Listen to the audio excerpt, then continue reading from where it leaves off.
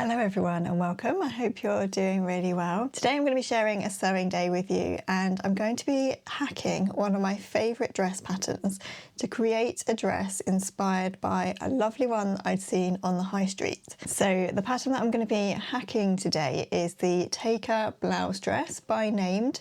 I recently shared a full sew along video sewing this dress exactly as it is, and I will link that video down below and I'll pop it up here too, just so that if you do want to see the full sewing process of the dress as the pattern intends, then you can follow along with that video. But while I was actually sewing my gingham version of the Taker dress, I could not stop thinking about how I could hack this pattern to create something different, using elements and parts of the dress to create a completely different dress that I knew I would enjoy wearing if it worked. So let me pop in the inspiration image from the dress that I'd seen on the high street. So this dress kept coming up on my ads feed over on Instagram, and I kept looking at it and thinking, I feel like I can create something similar to this, or actually pretty much the same as this, using the pattern that I'm sewing today.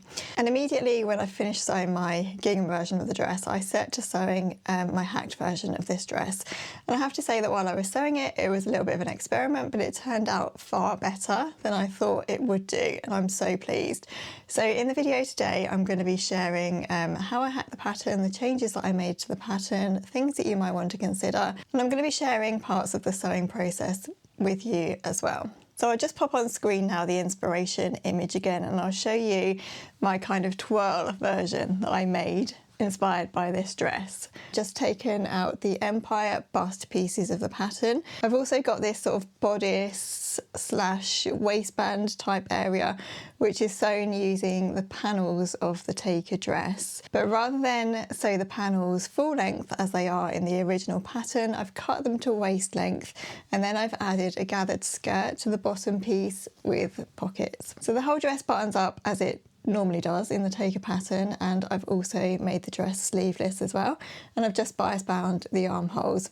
And in all honesty, I am thrilled with how this turned out. And I know that I've got another dress now based on that pattern that I can return to time and again, because I really love this format and I love how it fits me. So without further chat, because I'm sure you all want to get into the sewing, I'm gonna show you how I changed the pattern pieces to create this hacked version. I'm not going to share the full sewing process with you. If you do want to see the full sewing process of sewing that dress, then do pop over and watch my original video. For this video, I'm just going to share the parts of the sewing that are different and where I've deviated from the pattern instructions, so that you know what to do if you do want to sew this dress. So let's get into it, shall we? So to make this dress sleeveless, there are two parts of the pattern that we need to alter. First of all, we need to alter the bust pieces, because this is where the shoulder seam is, and normally you would attach your sleeve into this armhole. But because I'm making this sleeveless, I just want to take in the armhole seam slightly at the top. So on both the back and front pieces of the bodice of the dress.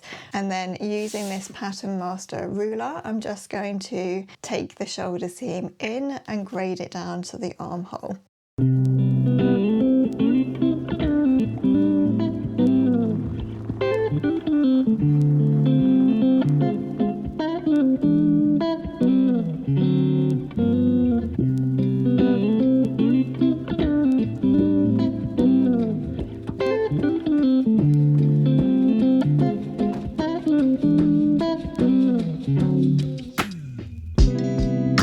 So using the Pattern Master ruler, I'm going to take in my shoulder seam by 2 centimeters.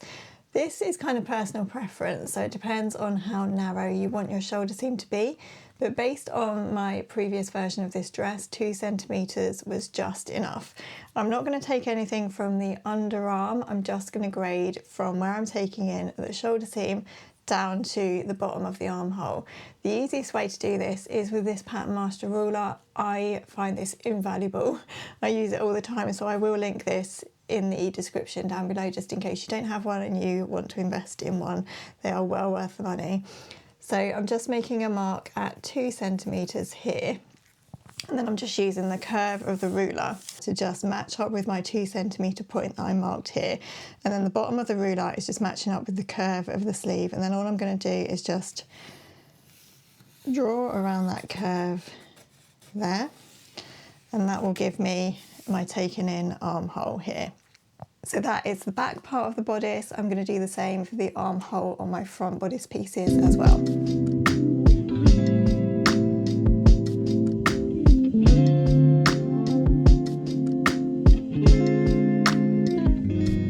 Okay, so that is both my back and front bodice pattern pieces altered with the armholes just taken in, and then I've just written on both pieces sleeveless hack so that I know next time. We need to alter the front and back panel pieces. So the dress is actually formed from 7 different panels. There are 2 for each front piece and then 3 for the back. So quite a few different panels to sew. And if you were making the dress in its original form, then these would form the whole skirt.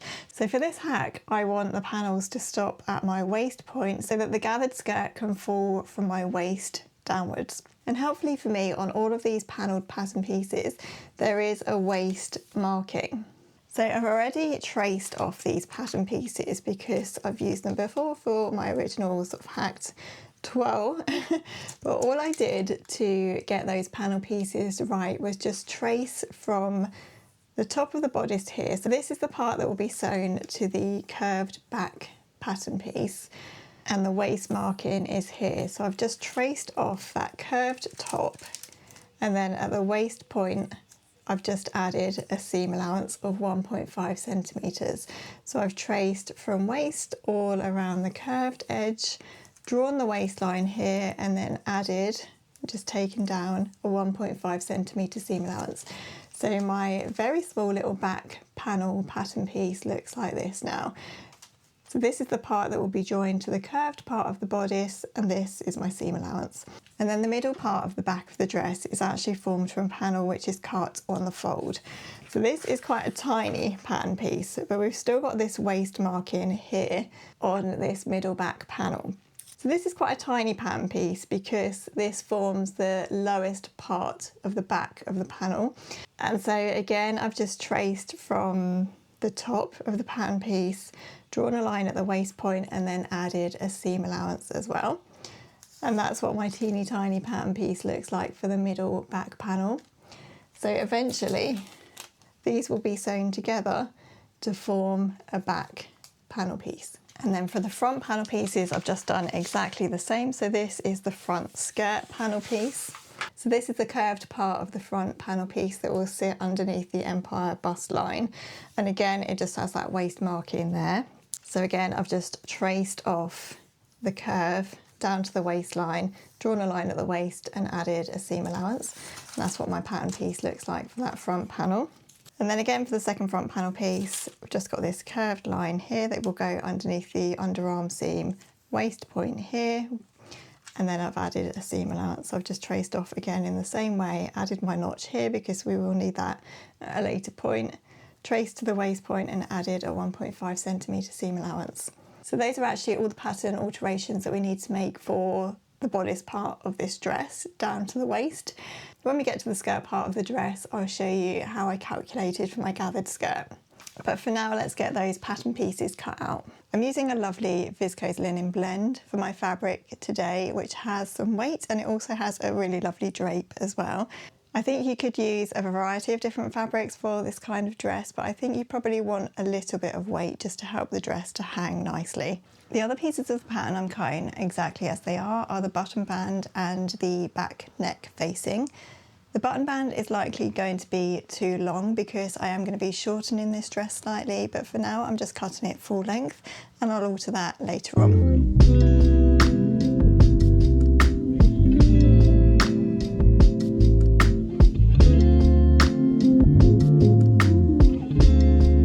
Right, so everything for the bodice is now cut out. My hacked sleeveless pattern pieces for the bodice.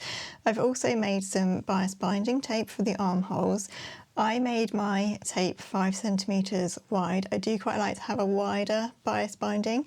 I find it quite fiddly if my binding is too narrow, and then I think I've got about 1.5 meters worth here, which should be plenty. It will probably be too much, but I would rather have too much than too little.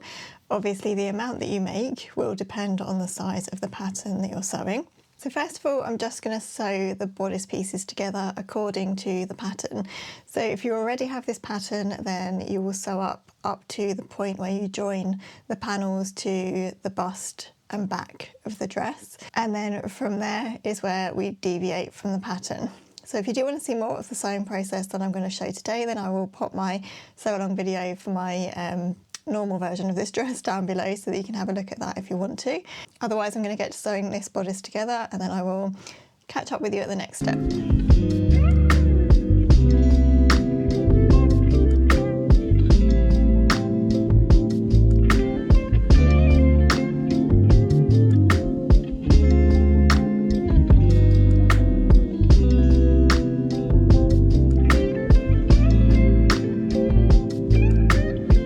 So after a little bit of sewing, this is what the waist panel looks like. So this would normally be big, long, full skirt pieces, but it's just cut at the waist instead. So we've got the front panel pieces and then the back panel piece, as you can see, is very narrow. So if you wanted to, and I did think about doing this, you could play around with reducing the height of the back panel piece and then just raising this panel if you wanted it to be a little bit bigger. But I actually found that it worked quite nicely on my original dress, so I've kept it as it is for now. So the next thing we need to do is just gather the rest of the bodice into this panel piece.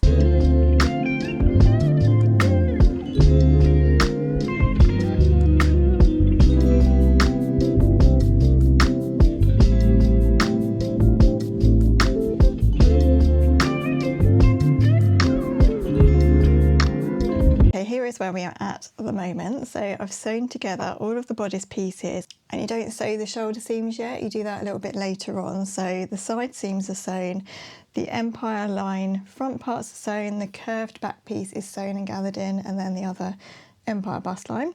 And then I've got my two front panel pieces here, my middle back panel piece with the two back sides and the two front panels here.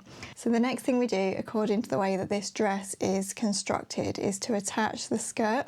And because we're sewing a gathered skirt, we need to draft a gathered skirt piece to attach to this bodice piece. So the simple way that I did that was to just measure across each panel piece. So for the back piece, my back panel piece measures 39 centimetres. So I am going to double that to create a double gather. So my back rectangle piece for the back panel of this dress is going to be 39 centimetres doubled. So just for ease, I'm going to change that to 40 centimetres. And I'm going to cut a rectangle on the fold here for the back panel piece and cut it 40 centimetres. And because I'm cutting that rectangle on the fold, my back rectangle piece is going to be 80 centimetres wide, which will give me a double gather. And I'm also just going to take the seam allowance of 1.5 centimetres with that as well. And then for the front panel pieces, I'm just going to do exactly the same again and just measure from the side seam to the front panel. Just see how wide that panel piece is. It says 18 centimetres for mine. So I'm just going to cut another rectangle, which is double that plus seam allowance. I thought I would just turn and face you to explain the rest of this. So for each panel, you're just doubling the width of the dress panel piece to give you a rectangle, which is double that width.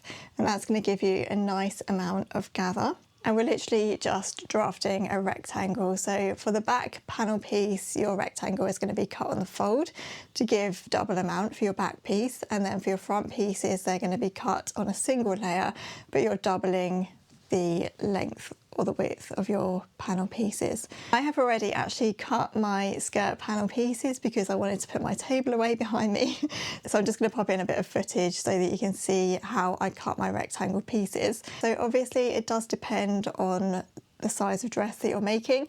Everyone's dress is going to be a different width for these panel pieces, but the overall kind of rule for this is that you just double the width of each panel of the dress and you cut a rectangle to the length of the dress that you want.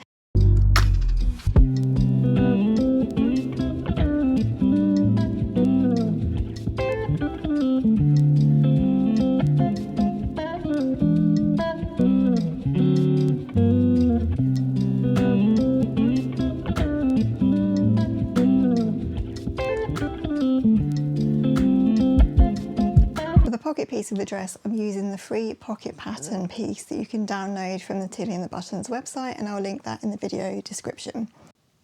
So for each skirt panel piece, I'm going to place a pocket piece right sides together and facing down onto the skirt panel piece, 7 centimetres from the raw edge. So I want 2 pocket pieces on my back skirt rectangle, placed 7 centimetres down from the raw edge, with a pocket curve facing downwards towards the hem.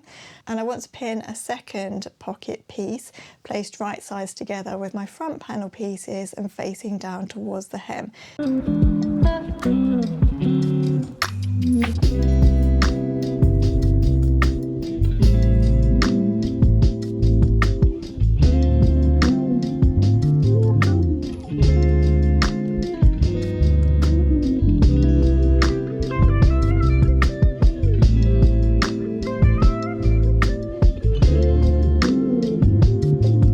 Next, what we do is pin together the side seams of the skirt, and we want to pin to 1 centimetre below where the pocket pieces meet. And then when we sew, we're just going to pivot here, sew all the way around the pocket, come back to 1 centimetre above where the seam allowances join, and then sew all the way down, and then sew all the way down the rest of the skirt.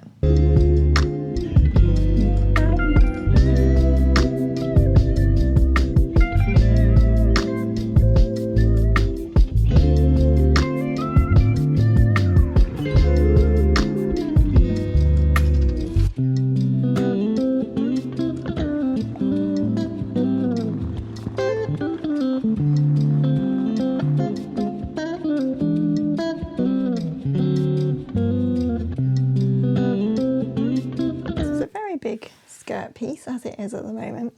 The next thing we need to do though is run 2 rows of gathering stitches along each skirt panel piece within the seam allowance. So I'm going to take mine at 0.5 and then at 1.5 centimetres, and I'm going to take a 1 centimetre seam allowance. For the front panel pieces, you want to stop just before the raw edge of where the button band is going to be attached, because you'll need to leave a seam allowance for attaching the button band. So I'm actually going to stop my gathers at 2 centimetres from the raw edge of the front of the dress, and then that will give me plenty to be able to attach the button band without the gathers getting in the way. Now we just need to spend some time gathering the dress panel into the bodice. So I'm just matching up the raw edges where the button band is going to go, matching up the side seams and then gathering in between, matching up the other side seam and then gathering in the middle for the back panel as well.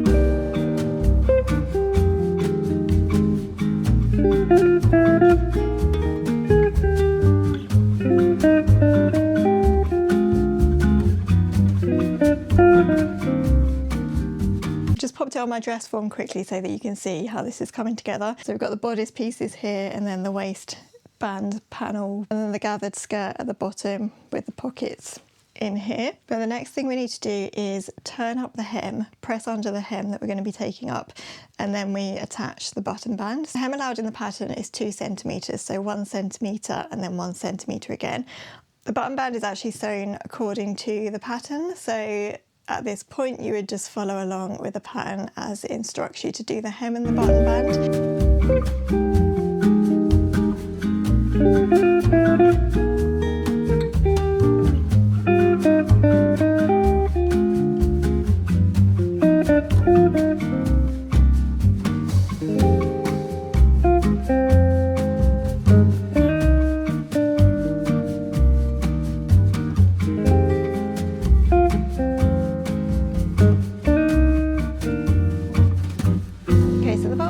Facing are all done now according to the pattern instructions, and the next thing we need to do, which is deviating from the pattern, is to bias bind the armholes. So the way that I've cut my binding, I've got one longer piece and then a little shorter piece, and I just need to join those together. So in order to join the strips together in the bias binding way, I need to put them right sides together with a right angle and then sew with a 45-degree angle across here. So I'm just going to pin those in place, sew those together, and then I'm going to press the bias binding in half.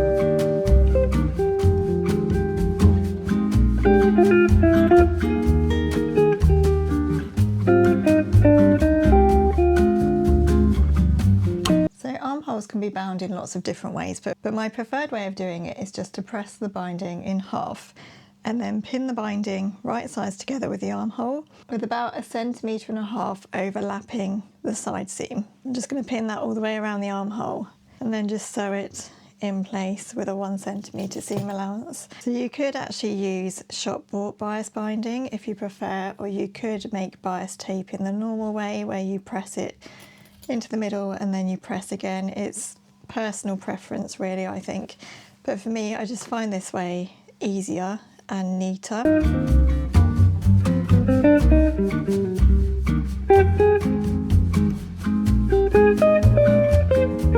When you come to the end of your sewing, I then pull the binding to where the seam allowance is underneath the arm and just pin where the seam is.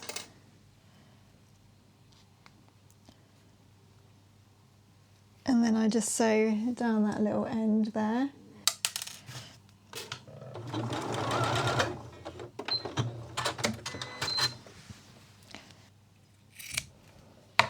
And then I can just open out that seam, pin it in place, and then just join up where you haven't yet sewn all around that bound edge.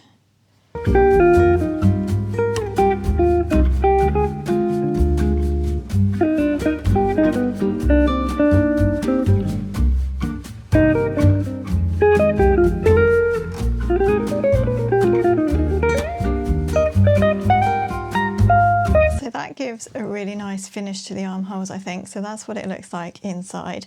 This fabric is quite stiff actually. It's got quite a high linen content, I think.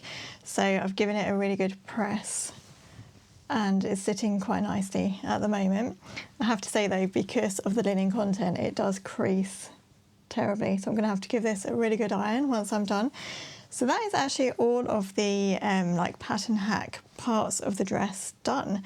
And the only thing I actually need to do now is sew the buttons and the buttonholes, and then we'll be done. So I will do that and then I'll come back and share the finished result.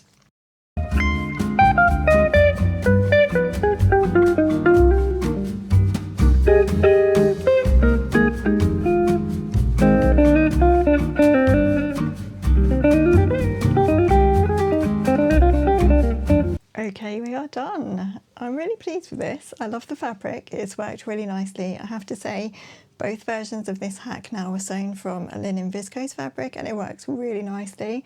The viscose adds a little bit of drape and the linen gives a good bit of structure, so I would recommend that as a fabric to sew this dress in. It's really nice. I haven't buttoned this fully up because I'm just about to put it on and try and get some proper photos for you to show you the finished dress. But yeah, super pleased. I really hope it's been helpful to see this hack video. I know I haven't shared absolutely all of the sewing process with you, but I just felt like that was going to be sort of doubling up on what I've already recently shared. But hopefully it was helpful to see how you can use a pattern that you already use all the time and really love in a different way, just to get a completely different look and feel. I don't think I'm quite done with this pattern hack yet. I'd really like to try it shorter with some puffy sleeves, and I think that would look really nice too. So you never know, over the summer there might be another version of this appearing. We shall see. Please do let me know what you think of the dress in the comments, and let me know if you have any questions about the sewing process, anything I've missed or whatever. Otherwise, all the pattern and fabric information will be linked in the video description down below. Thank you so much for joining me for another sewing video. Take care everyone, happy sewing, and I'll look forward to seeing you soon. Bye.